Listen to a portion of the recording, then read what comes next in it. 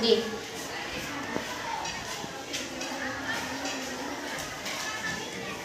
ডাৱৰৰ পৰা বৰষুণ আহি পৃথিৱীত পৰে।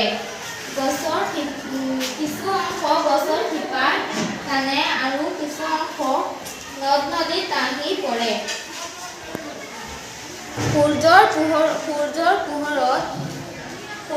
পোহৰে বৰষুণ টানি লৈ গৈ আকৌ পৃথিৱীত আহি পৰে।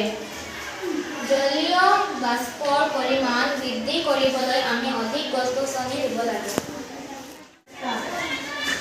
গছ-গছনিয়ে পাতত থকা পত্ৰ হ'লে বায়ুমণ্ডলৰ পৰা কাৰ্বন ডাই অক্সাইড গেছ আৰু শিপাই টানি অনা পানী আৰু সূৰ্যৰ তাপত খাদ্য প্ৰস্তুত কৰে। এই প্ৰক্ৰিয়াত শিপাই টানি অনা অতিৰিক্ত পানীৰ ভাগ পত্ৰৰন্ধ্ৰৰ জৰিয়তে বায়ুমণ্ডললৈ উলিয়াই দিয়ে। এই ক্ষুদ্ৰ কণিকাবোৰ সূৰ্যৰ তাপত জলীয় বাষ্পলৈ পৰিণত হয় আৰু এই জলীয় বাষ্পখিনি ওপৰলৈ উঠি যায়। হয়।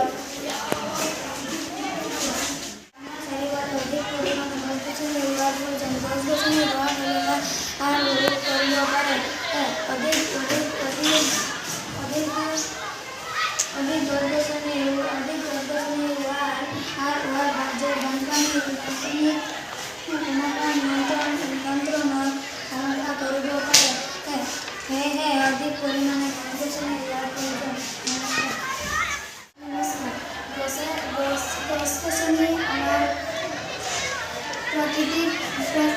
আমাৰ প্ৰাকৃতিক অমূল্য সম্পদ।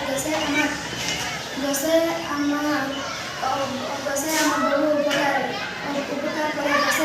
গছে আমাক খাদ্যৰ উপৰিও ব্যৱহাৰৰ সামগ্ৰীও আমি গছৰ